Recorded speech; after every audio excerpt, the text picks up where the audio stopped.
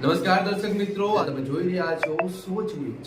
હવે જોઈએ આજના મહત્વના સમાચાર। અયોધ્યા પહેલા પીએમ મોદી વિવિધ ધાર્મિક સ્થળોની મુલાકાતે। રામાયણ કથા સાથે સંકળાયેલા ધાર્મિક સ્થળોમાં દર્શન કરી રહ્યા છે પીએમ મોદી। યાત્રાની પેટર્ન રામાયણ સાથે મેળ ખાતી હોય તેવું લાગી રહ્યું છે। લોકસભા ચૂંટણી 2024ને લઈ રાજકીય પક્ષો દ્વારા તૈયારીઓ શરૂ કરી। ગુજરાત ભાજપ 22 જાન્યુઆરી બાદ શરૂ કરશે લોકસભા ચૂંટણી કાર્યાલય। કોંગ્રેસ દ્વારા 33 જિલ્લાના પ્રભારી અને 7 લોકસભા બેઠકના પ્રભારીની કરી જાહેરાત। વડોદરા બોટ દુર્ઘટના મામલે મોટી કાર્યવાહી। પોલીસ કમિશનર અનુપમસિંહ ગેહલોતનું નિવેદન। આરોપીઓ સામે લુકઆઉટ નોટિસ બહાર પાડી। વડોદરા બોટ દુર્ઘટનાનો મામલો પહોંચ્યો સુપ્રીમ કોર્ટ। મોરબી બ્રિજ દુર્ઘટના એસો દ્વારા સુપ્રીમ કોર્ટમાં PIL. VMC commissioner Vadodara collector સામે કાયદાકીય પગલાં લેવાની માંગ।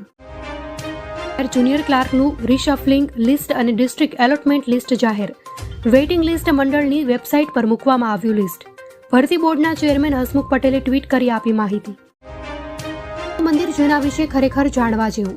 વર્લ્ડ હેરિટેજ સાઇટમાં સામેલ છે અમદાવાદનું આ રામજી મંદિર। 600 વર્ષ પૌરાણિક મંદિરના દર્શન આવે છે અનેક રામ ભક્તો। ટાટા સ્ટીલના એક નિર્ણય બાદ લગભગ 3000 જેટલા લોકો બેરોજગાર થઈ જશે। ટાટા ગ્રુપે બ્રિટનના સાઉથ વેલ્સમાં 2 બ્લાસ્ટ ફર્નેસ બંધ કરવાનો નિર્ણય લીધો છે। આજે કંપની તેના યુકે પ્લાન્ટમાંથી છંટણીની જાહેરાત કરી શકે છે। 22 જાન્યુઆરીએ અયોધ્યામાં રામ મંદિર પ્રાણ પ્રતિષ્ઠા। સુરતમાં રામ ભગવાનની અદ્ભુત રંગોળી બનાવાઈ। 11111 ફૂટની અદ્ભુત રંગોળી બનાવાઈ। કતારગામમાં કોમ્યુનિટી હોલમાં રામ ભગવાનની સુંદર રંગોળી।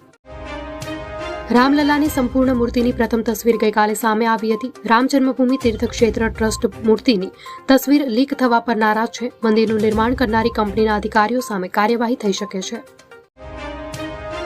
પ્રાણ પ્રતિષ્ઠા કાર્યક્રમમાં વડાપ્રધાન નરેન્દ્ર મોદી મુખ્ય યજમાન તરીકે હાજરી આપશે। 11 દિવસની ધાર્મિક વિધિઓ દરમિયાન વડાપ્રધાન નિયમનું પાલન કરી રહ્યા છે। ચાલો જાણીએ કે આ સમયગાળા દરમિયાન પીએમ મોદીની દિનચર્યા શું છે।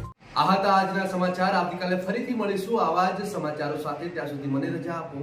નમસ્કાર।